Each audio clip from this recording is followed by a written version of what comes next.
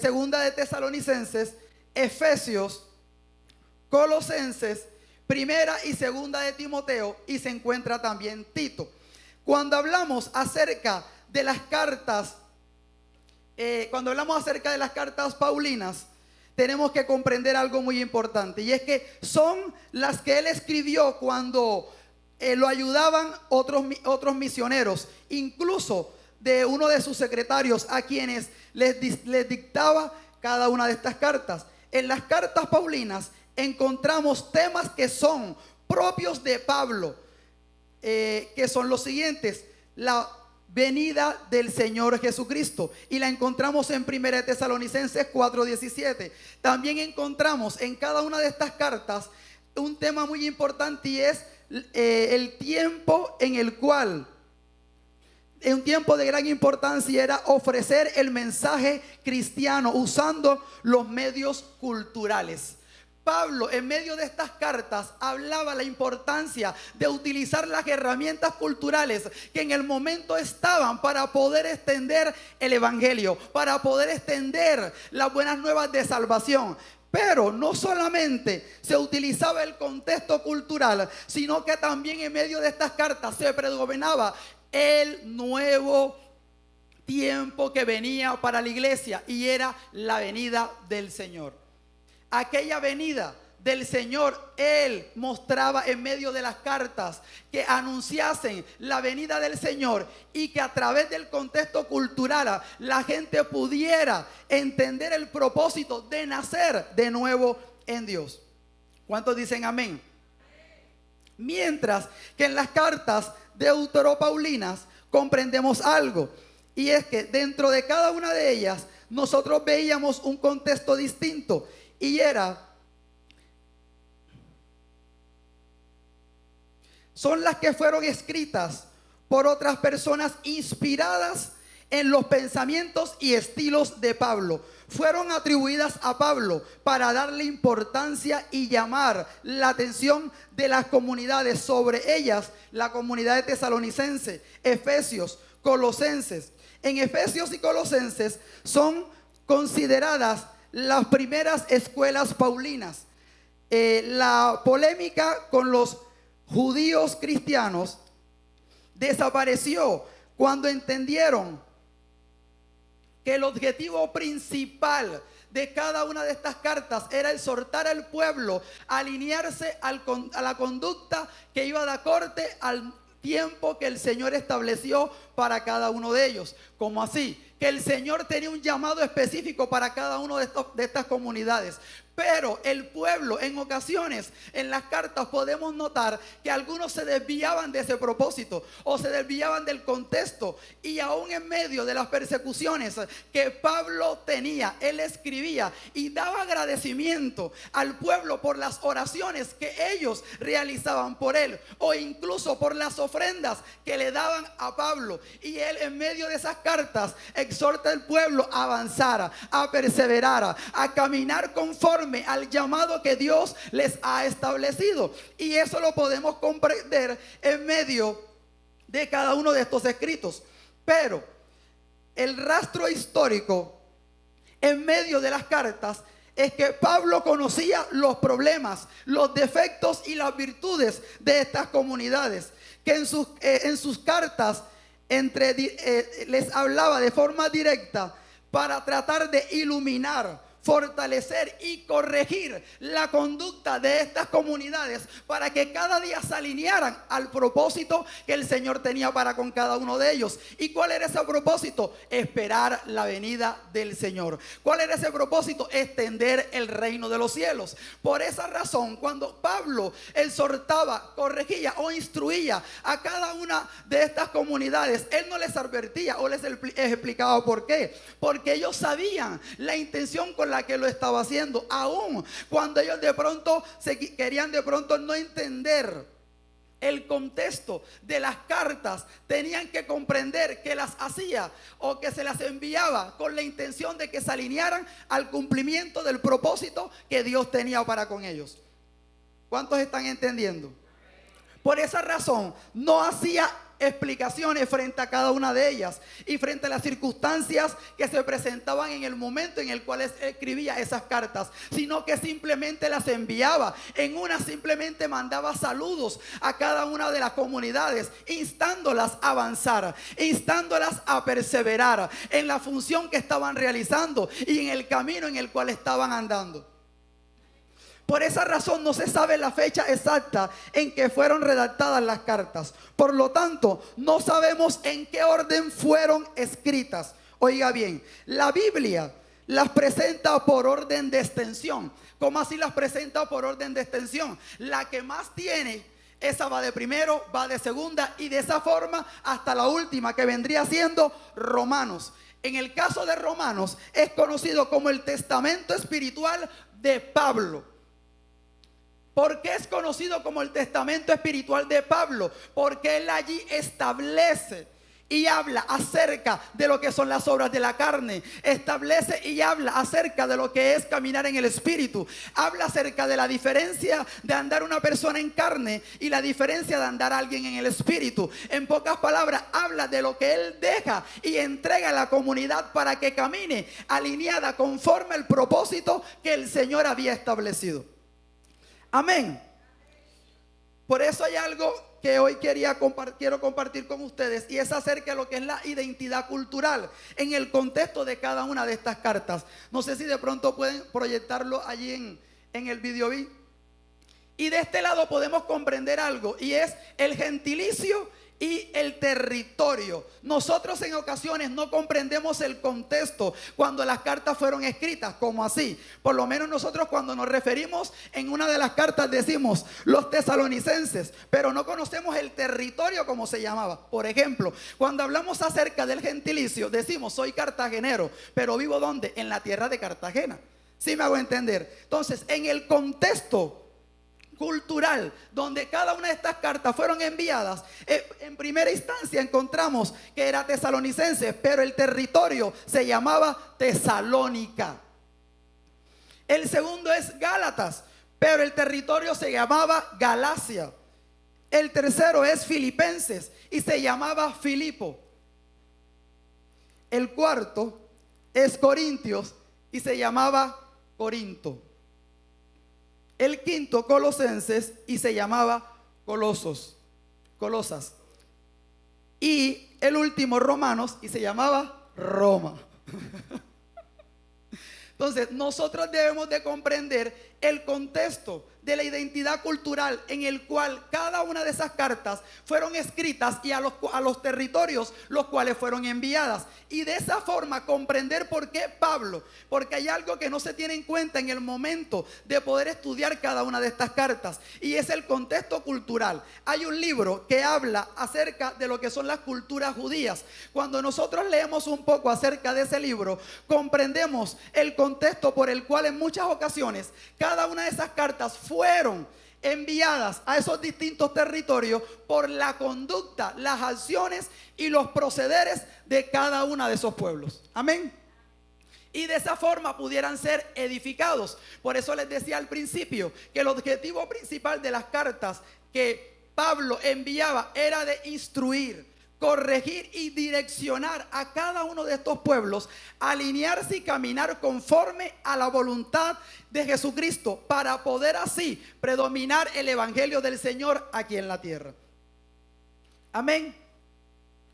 En el contexto de la primera carta de Tesalonicenses debemos comprender algo muy importante, y es acerca de la comunidad, el contexto de esta comunidad.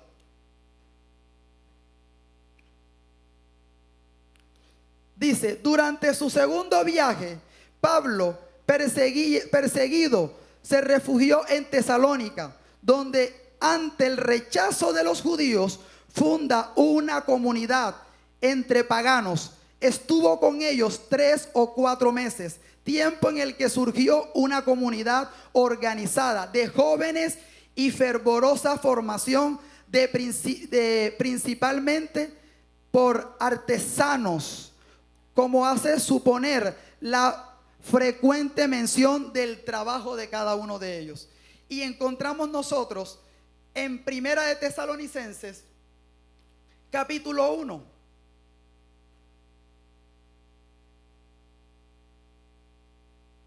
Dice la palabra: Pablo, Silvano y Timoteo, a la iglesia de los tesalonicenses, en Dios Padre y en el Señor Jesucristo, gracias y paz sean a vosotros, de Dios nuestro Padre y del Señor Jesucristo. Damos siempre gracias a Dios por todos vosotros, haciendo memoria de vosotros en nuestras oraciones. Y aquí nosotros vemos el contexto del inicio de esta carta, en la cual él expresa la oración que se realiza por la intención de la bendición que se pueda obtener a través de la función que cada uno de ellos estaba realizando. Amén. O sea, de que él estaba complacido con la función que esa comunidad estaba haciendo, aun cuando eran paganos, y fue él rechazado por los judíos. Pero dice él que aun siendo ellos paganos, las fuerzas, la vigorosidad con la que esa comunidad se constituyó en esta primera carta fue tan fuerte de que aún así él, en medio de la carta, les decía que oraba por ellos, por la gran labor que estaban realizando, por esa labor perfecta que estaban haciendo, y porque estaban perseverando aún cuando los tenían por paganos, los tenían por gentiles, y aún así ellos avanzaban sabiendo que los judíos estaban en contra de lo que Pablo estaba estableciendo en ese momento. Amén. Y en esta carta encontramos algo muy importante, y es que habla acerca de una vida cristiana. Habla acerca de la vida cristiana, habla acerca de la conducta del Hijo de Dios, habla acerca de alguien que se permanece firme en el caminar con el Señor sin importar las circunstancias. En esta carta debemos comprender dos contextos muy importantes. El primero era que Pablo había sido rechazado por los judíos, pero el segundo es la comunidad que se levanta en medio de las circunstancias las cuales Pablo se encontraba en ese momento. Eso quiere decir de que allí se empieza a fortalecer lo que es la identidad en Cristo. Y nosotros en muchas ocasiones no comprendemos esto. En estas cartas recibimos nosotros formación que nos ayudan a cada día a ser edificados y a mantenernos firmes en el Señor. Entonces, la vida en Cristo no solamente se basa en las experiencias que nosotros tenemos, sino en el fundamento de la palabra que se vuelve vida en nosotros. Ellos eran paganos, pero creían en lo que Pablo les había dicho. Lo hicieron rema en su corazón, lo atesoraron, y dice la escritura que esa comunidad se fortaleció a lo largo del tiempo, aun cuando eran tenidos como paganos. Eso quiere decir que la palabra constantemente se tiene que vivir. Eso quiere decir que la palabra no solamente se recibe, y hay personas que dicen, sí, la palabra en su tiempo dará fruto, pero la cuestión está en que cuando nosotros recibimos una instrucción de parte de Dios, debemos de alinearnos al cumplimiento de esa instrucción y allí poder decir, soy seguidor de Cristo. Que eso fue lo que pasó con esta gente y con esta comunidad. Ellos comprendieron lo que Pablo les había dicho, y a lo largo del tiempo, aun cuando eran comparados como gentiles, se permanecieron firmes. Y relata la escritura de que a lo largo del tiempo se fortaleció. De tal modo se fortalecieron de que aún los judíos se levantaban en contra de ellos, pero la comunidad ya estaba firme. O sea que por más que querían hacer cosas que no fueran a favor de ellos, ya había una identidad establecida en sus vidas. Ya había algo claro, y era la vida en Cristo. Y a la vez fundamentamos en medio de esta carta algo muy importante, y es crecer en la fe. En medio de la persecución, en medio de lo cual ellos estaban enfrentando, ellos perseveraron en la fe. Eso lo encontramos en Primera de Tesalonicenses, capítulo 4, versículo 1 al 12. ¿Por qué perseveraron en la fe? Porque ellos eran tenidos por gentiles, eran tenidos por paganos. Y de tal modo, imagínese usted, si se encuentra en un lugar donde usted no es bien recibido, pero le toca vivir allí. Es difícil estar en un lugar donde no somos bien recibidos, pero nos toca estar allí. Y lo peor es cuando te dicen de que ahí el Señor te va a bendecir. Entonces, imagínense a esos paganos caminando conforme a lo que Pablo les había establecido, lo que Pablo les había dicho, y los judíos en contra de ellos, y Pablo diciéndole: el Señor te va a bendecir. Y viene Pablo en medio de esta carta y al inicio les dice: estoy maravillado, estoy contento con la labor que ustedes están realizando. Y los paganos acá diciendo: sí, tú dices eso, pero acá estamos llevando machetes, nos están dando palos. ¿Sí me voy a entender? Y Pablo dice: los tengo en oración, porque lo que están haciendo es maravilloso. Pero mientras ellos hacían esa obra, estaban siendo vituperados. Mientras ellos hacían esa obra, los judíos los señalaban. Mientras ellos que estaban haciendo esa obra, el enemigo se le levantaba a través de los judíos. Pero había una palabra, y a veces no creemos en esa palabra.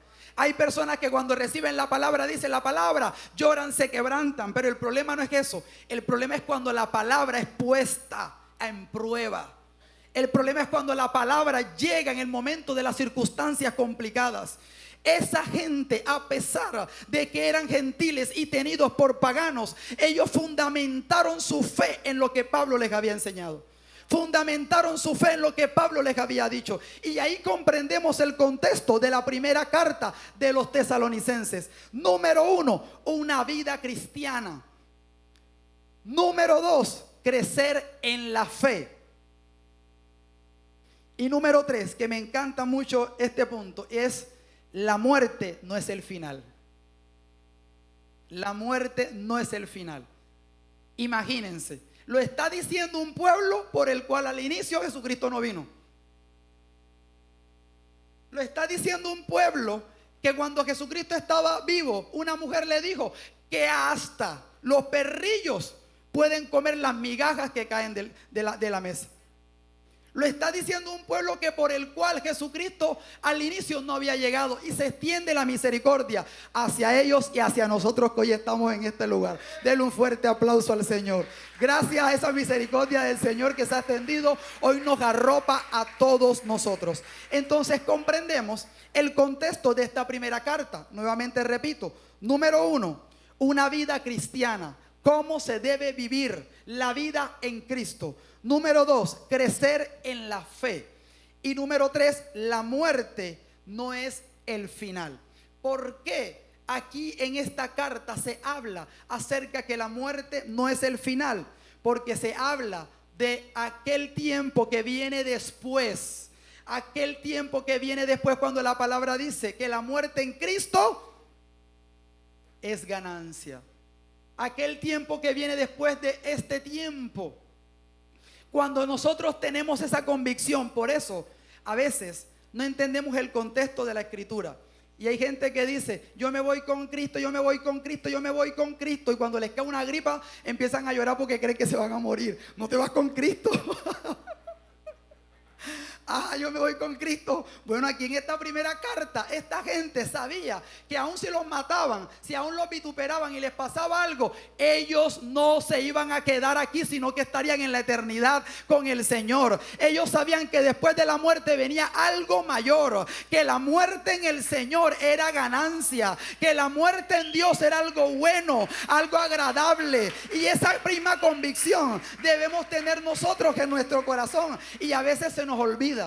A veces se nos olvida vivir cada día como si fuera el último, servirle a Dios cada día como si fuera el último, tener pasión por lo que hacemos en el Señor, porque no sabemos en qué momento vamos a partir, pero lo que sí sabemos es que nos vamos con el Señor. Lo que sí sabemos es que aquellos que servimos a Dios, aquellos que hemos caminado en santidad, alineados al propósito de Dios, cuando el momento llegue, lo haremos en victoria, en gloria y en felicidad, porque ese es el propósito de Dios para nuestra vida.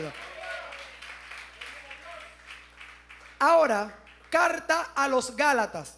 En esta comunidad en la cual esta carta fue dirigida, debemos comprender algo muy importante. Y es la fe en Jesucristo. Óigame bien, en la primera carta hablamos que era crecer en la fe, aumentar la fe, aumentar esa fe, fortalecer la fe. La fe y la convicción que teníamos en lo que Pablo le había dicho a esa comunidad. Pero en la carta a los Gálatas hablamos acerca de la fe en Jesucristo. No solamente es creer en lo que Dios tiene para con nuestras vidas, sino creer en Jesucristo. Creer en las fuerzas que recibimos a través de Jesucristo. El problema está en que en ocasiones hay personas que dicen de que caminan con el Señor, que Jesucristo es su fiel amigo, de que ellos son amigos de Jesucristo, Jesucristo y ellos son uno solo, pero no obedecen los principios establecidos por Dios a través de Jesucristo. Entonces, la mejor forma de manifestar que creemos, óigame bien, y tenemos fe en Jesucristo es practicando los principios establecidos por Jesucristo. Por eso la palabra habla en los evangelios, en los evangelios, habla acerca de la vida de Jesucristo, habla acerca del ministerio de Jesucristo, habla acerca de la vida de Jesucristo. ¿Con qué intención habla? Para que nos fortalezcamos en Jesucristo. Al momento de nosotros leer los evangelios, nuestra fe, óigame bien, en Jesucristo se fundamenta.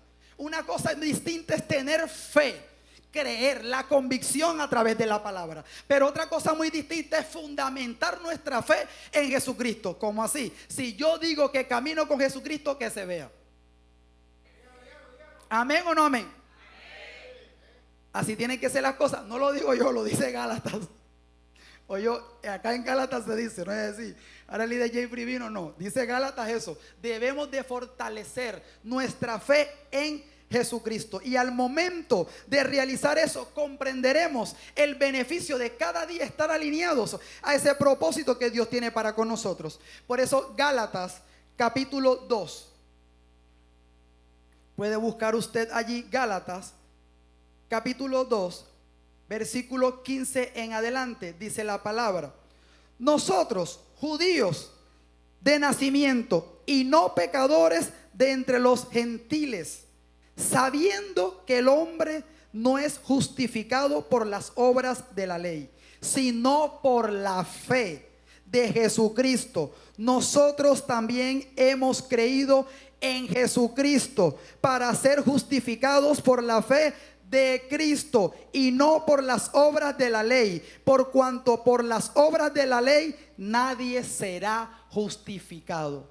En medio de esta carta comprendemos que aquí Pablo estaba hablando de que no tenía sentido el vivir como un creyente si no caminábamos la vida que caminó Jesucristo.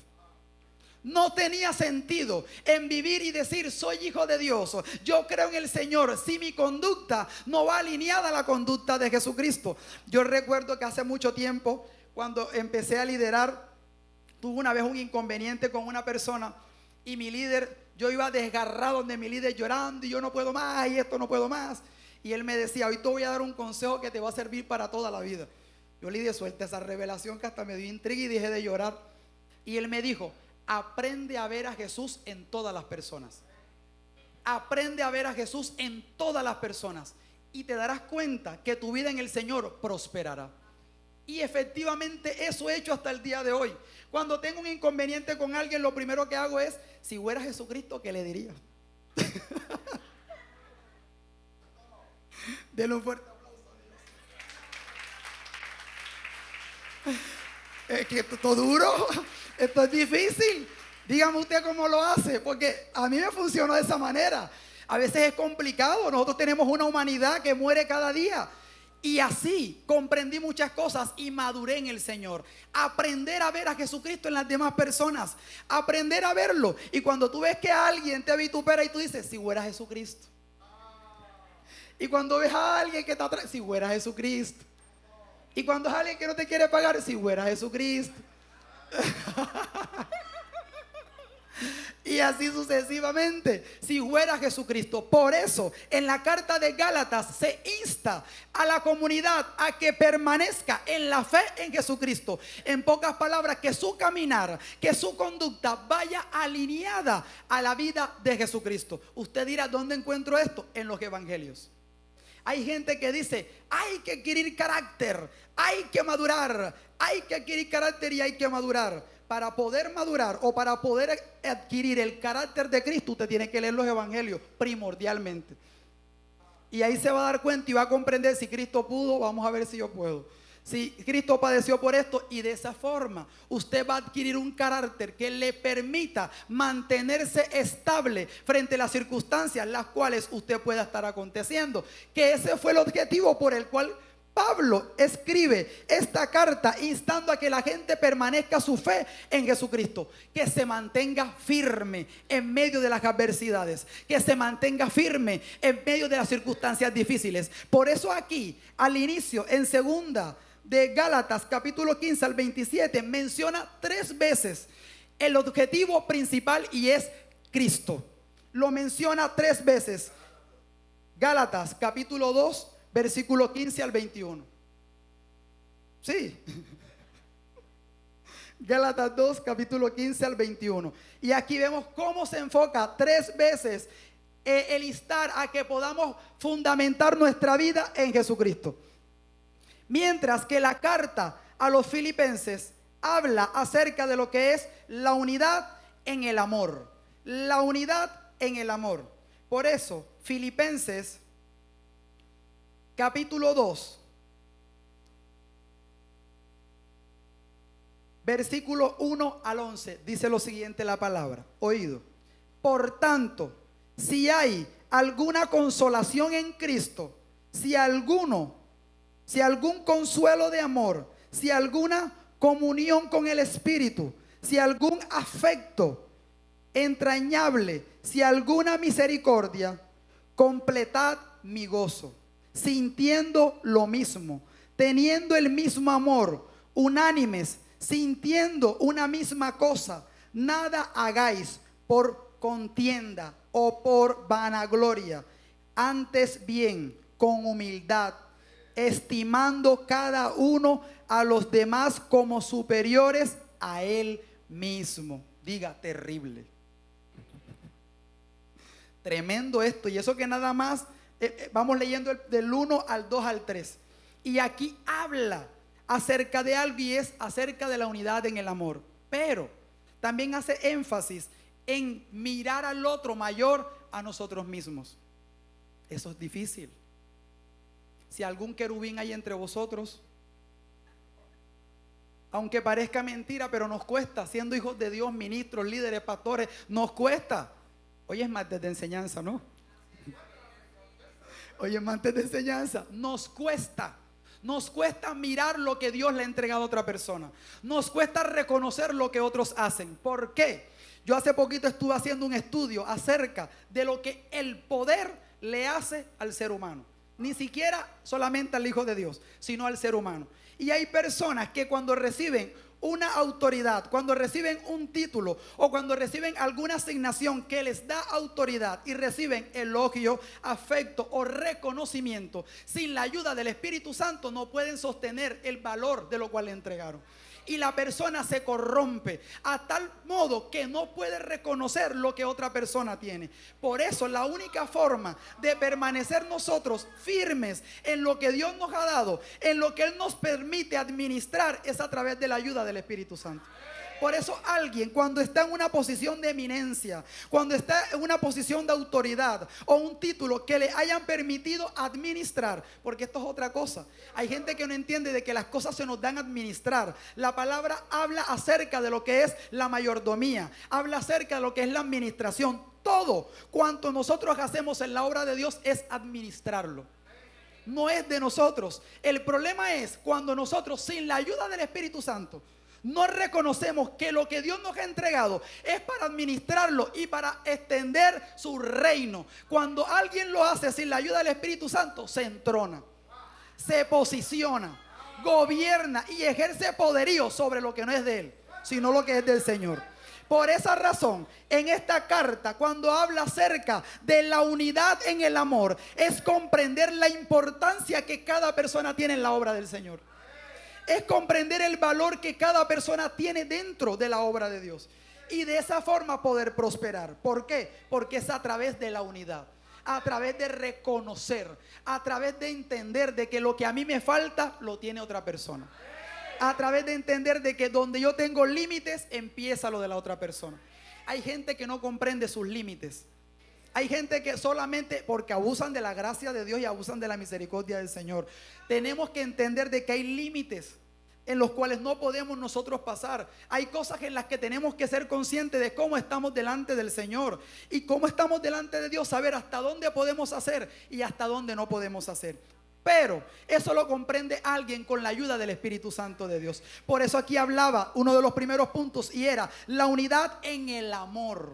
Ese revestimiento de amor es la ayuda del Espíritu Santo de Dios. Ese revestimiento de amor es estar alineados en comunión y consagración a Dios. Cuando alguien entiende eso, no es alguien que dice vayan, es alguien que dice vamos.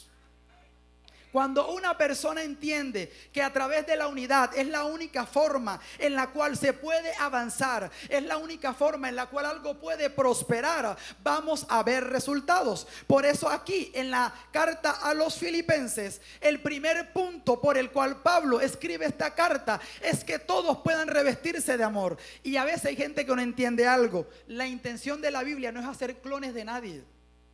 La intención de la Biblia es explotar, desarrollar el potencial que cada quien tiene, pero se obtiene también a través de la unidad. Y aquel que da la unidad entre tantas diferencias es el Espíritu Santo de Dios. La unidad se obtiene a través del Espíritu Santo de Dios.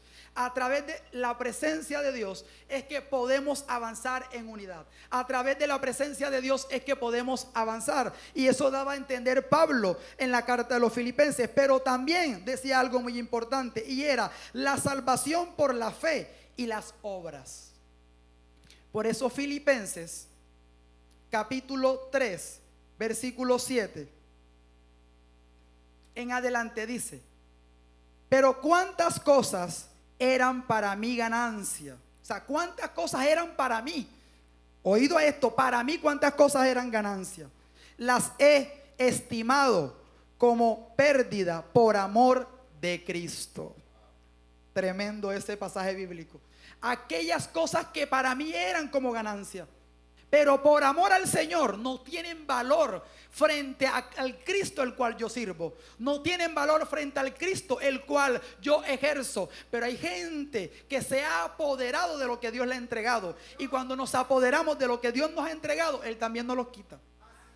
Entonces hay personas que no ponen a servicio o a disposición lo que el Señor les ha permitido tener. Hay gente que el carro lo utiliza nada más para servicio de ellos, pero no lo utilizan para buscar a alguien que viene para la iglesia, no lo utilizan porque el pastor lo necesita, no lo utilizan para consolidar, no lo utilizan para nada, porque la gasolina está cara, pero aquel que te dio el carro te lo puede quitar.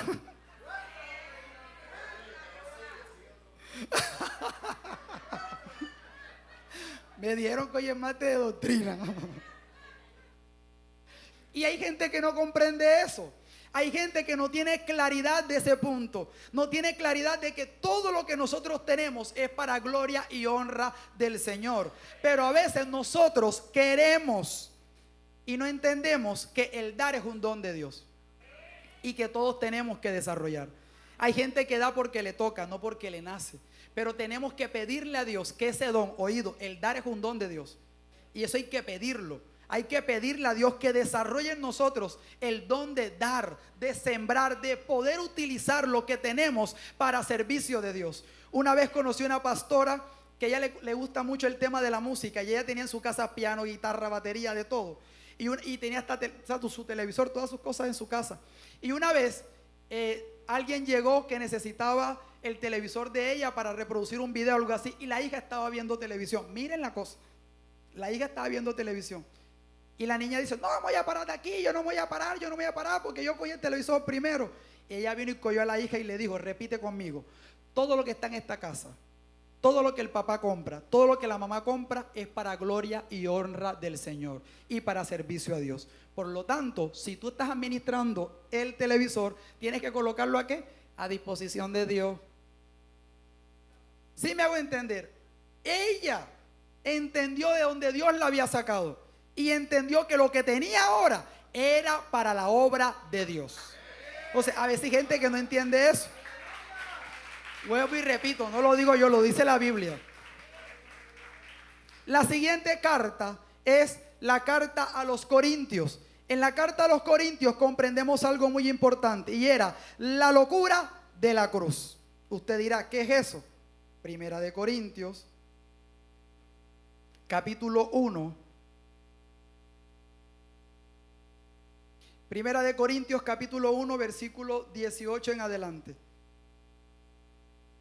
Dice la palabra: porque la palabra de la cruz es locura a los que se pierden, pero a los que se salvan, esto es, a nosotros, es poder de Dios. O sea que lo que unos tienen por locura, usted lo tiene por bendición. Por eso cuando digan, ¿dónde están los locos? Tiene que decir aquí, porque lo dice la Biblia, no lo digo yo. Entonces, lo que otros tienen por locura, usted lo tiene por bendición. ¿Por qué? Porque ellos no entienden la revelación del poder de Dios en su vida. Solamente lo puede entender alguien que ha recibido ese dinamus, ese poder de Dios. Cuando hablamos del dinamus, habla también acerca de lo que es la dinámica, el movimiento, el constante movimiento en que una persona entra al recibir la impartición de Dios. Por eso cuando alguien recibe el poder de Dios, el toque de Dios en su vida, todo empieza a cambiar de forma acelerada, todo empieza a ser diferente, porque esa dinámica se practica por la manifestación de vida que recibimos a través del Espíritu Santo de Dios y se vuelve en práctica por medio de la palabra. Por eso el valor del testimonio, y este punto es muy importante en esta carta a los Corintios, habla acerca del valor que tiene el testimonio de un hijo de Dios. ¿Por qué el valor que tiene el testimonio de un hijo de Dios? Primera de Corintios, capítulo 5, dice: de cierto se oye que hay entre vosotros fornicación, y tal fornicación cual ni aún se nombra entre los gentiles, tanto que alguno tiene la mujer de su padre. Y vosotros estáis envanecidos. No debierais más bien haberos lamentado para que fuese quitado de en medio de vosotros el que cometió tal acción. Y hace referencia en medio de este pasaje bíblico de la importancia de ser de ejemplo frente a los demás. De tal manera que aquí dice, o no es mejor que esa persona que lo ha hecho sea quitada para que no dañe el testimonio de ustedes. Haciendo referencia de que si somos hijos de Dios, haciendo referencia a que si somos hijos del Señor, lo que debemos hacer y las obras que nos tienen que perseguir son obras buenas. Pero aquí toco un punto muy importante, y es que a veces nosotros queremos llamar demonio a lo que son las obras de la carne. Y las obras de la carne se crucifican, se llevan a la cruz, se llevan al Señor, se entregan, se muere a ellas. Y hay gente que hasta reprende y gente que echa fuera las obras de la carne. Esas obras de la carne lo que hay es que sujetarlas. A veces hay gente que como cree que ya no fornica, no adultera, no bebe, no es borracho, no consume droga, tiene un buen testimonio, pero es lengua suelta, pero chismosea, pero habla mal de su hermano, pero es indisciplinado, pero no camina con obediencia. Eso es pecado. Entonces tenemos un concepto de pecado con lo que dejamos en el mundo, pero no tenemos un concepto de pecado con las malas costumbres que adquirimos en el Señor. Aplauda usted a Dios que yo no puedo. Entonces aquí hablamos acerca del verdadero testimonio que tiene que tener un hijo de Dios. El testimonio que debemos tener como hijos de Dios frente a los demás. Como hijos de Dios frente a los que tenemos nosotros administrando y guiando. El valor del testimonio es de vital importancia para el hijo de Dios. La cena del Señor. Sabemos que cuando se habla acerca de la cena del Señor es anunciando esa venida de Dios, es anunciando la importancia del vino como la sangre y del pan como el cuerpo del Señor que fue llevado a la cruz. Este tema muchos lo conocemos, pero aquí en esta carta Pablo le habla a los corintios de la importancia de este acto, de esta ceremonia, haciendo alusión al sacrificio que Jesucristo había hecho en la cruz. Y también aquí encontramos otro punto acerca de lo que es la resurrección, del nuevo tiempo que viene para una persona y del tiempo que viene para alguien que nace de nuevo, para alguien que viene en un nuevo tiempo, para alguien que recibe lo nuevo de parte del Señor. Amén. La segunda carta a los Corintios encontramos algo muy importante y es la dignidad y ministerio. Aquí habla acerca de la dignidad y ministerio. Por eso en 2 de Corintios capítulo 3 versículo 1 al 6 dice la palabra: comenzamos otra vez a recomendarnos a nosotros mismos, o tenemos necesidad, como algunos, de cartas de recomendación para vosotros, o de recomendaciones de vosotros. Habla acerca de la vanagloria, habla acerca del autorreconocimiento, pero no del bueno, sino habla acerca del autorreconocimiento malo. Cuando la persona piensa que ya sabe lo que debía de saber, cuando la persona cree que ya todo lo que debía de aprender lo aprendió, cuando la persona cree que al nivel espiritual en el que tenía que llegar ya había llegado. No es lo que el Señor nos manda. Cuando habla de la dignidad y acerca del ministro de Dios, hace referencia a la humildad como un principio fundamental en todo aquel que le sirva al Señor. La humildad tiene que ser siempre una característica que predomine en la vida de todo aquel que se constituya discípulo de Jesucristo. Toda persona que tiene en su corazón la necesidad de servir, el deseo por extender el reino de Dios, debe tener esta característica marcada en su vida. No que alguien diga, es que fulano de tal quiere que lo coloquen. No, es que te van a colocar porque saben que Dios te ha entregado algo. No es que fulano de tal siempre quiere hacerlo. No, es que a él se le va a entregar esa asignación porque él lo hace bien. Entonces hay personas que quieren lograr las cosas en su esfuerzo, lograr las cosas a su manera y a su ritmo, donde en realidad tiene que ser al ritmo de Dios, sobre la voluntad del Señor, en el tiempo agradable y perfecto de Dios. Y eso era lo que Pablo les daba a entender a los corintios, de que todo se hace conforme a la voluntad de Dios, no cuando el hombre quiere o cuando el hombre determina creer cuáles son las cosas que necesita, sino cuando el Señor lo ha dispuesto. Por eso las recomendaciones y las bendiciones que se hacen para el pueblo, y en este caso Pablo daba bendiciones al pueblo. Pablo daba bendiciones a esta comunidad a causa de lo que ellos realizaban y hacían. La carta a los romanos. Esta carta habla de temas muy importantes y fundamentales para la permanencia y la perseverancia de un hijo de Dios. Por lo tanto, aquí encontramos un primer punto que es el cuerpo y el alma, o la carne y el espíritu. En Romanos siempre vemos las distinciones, y en cuadros comparativos Romanos nos muestra cómo es andar en la carne, cómo es andar en el espíritu y las diferencias entre cada una de ellas. Pero ¿por qué Pablo hacía distinción entre andar de una forma y andar de otra? Para que viéramos como un espejo, por decirlo de esa forma, cómo me veo yo. ¿Qué resalto yo en mi vida si ando de esta manera y qué resalto yo en mi vida si ando de la otra manera? A veces hay gente que no lo ha entendido así, pero las distinciones o ese cuadro comparativo que notamos en medio de esta carta es para ver el fruto, para ver lo que se refleja en la vida de una persona. Cuando alguien anda en la carne, ¿qué fruto está reflejando? Cuando alguien anda en el espíritu, ¿qué fruto está reflejando? Eso era lo que Pablo trataba de explicar en esta carta, que dependiendo de nuestra conducta, asimismo los frutos nos seguirán y se manifestarán. Por eso a veces hay personas que no han entendido algo, y es que cuando se hace una reprensión a alguien, no se le dice, tú eres bruto. Se dice, estás teniendo una actitud ignorante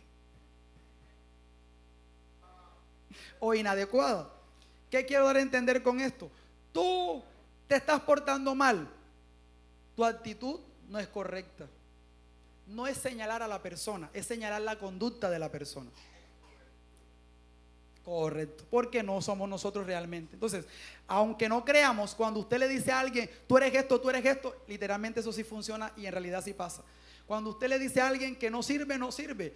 Cuando usted le dice a alguien que sí lo va a hacer bien, lo va a hacer bien. Por esa razón usted no puede condenar a la persona. Usted condena es la actitud de la persona. Usted condena es la situación de la persona, la condición en que la persona se encuentra. Y le hace entender que esa condición no es en la que Cristo quiere tenerlo. Que es lo que Pablo hace referencia en la carta a los romanos. Hace la distinción entre estar en la carne, entre estar en el espíritu, y hace la distinción en mostrar que nuestra conducta incorrecta nos alejaría del propósito que Dios tiene para con nosotros. Por eso insta en medio de esta carta a caminar conforme al espíritu y a someter las obras de la carne. También habla acerca del triunfo de la cruz, de la importancia de la cruz. En esta carta él resalta el sacrificio que el Señor hizo en la cruz del Calvario para nosotros hoy gozar en la eternidad y gozar esa salvación que hoy tenemos.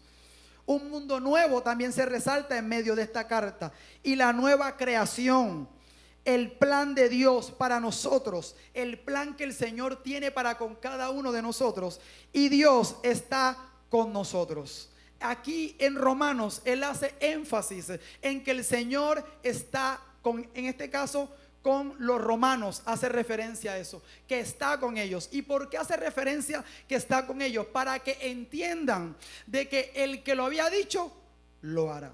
Para que entiendan que lo que el Señor había prometido, lo va a cumplir. Eso era lo que él quería explicar o quería dar a entender en medio de esta carta. Por eso debemos comprender algo, y es que Pablo siempre instaba a corregir la conducta del ser humano. No es la persona, es la conducta. Llévese eso a su casa. El deseo lleva a las obras de pecado, y el pecado a la rebelión. ¿Cómo hacía la rebelión? A rebelarse en contra del diseño que Dios tiene para con nuestra vida. A rebelarse en contra del propósito que Dios tiene para con nuestra vida.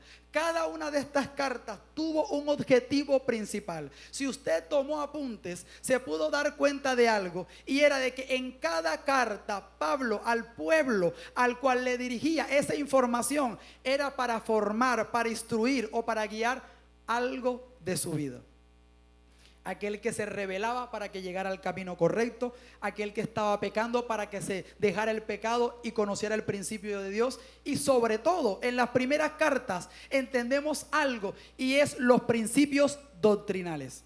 En cada carta vemos principios doctrinales de parte de Pablo, porque él veía la importancia de fundamentar al pueblo. Por esa razón, cada una de estas cartas tiene el principal objetivo de fundamentar. Y el fundamento se da a través de corregir las conductas incorrectas que el pueblo está llevando y que no puede recibir las bendiciones por medio de su condición.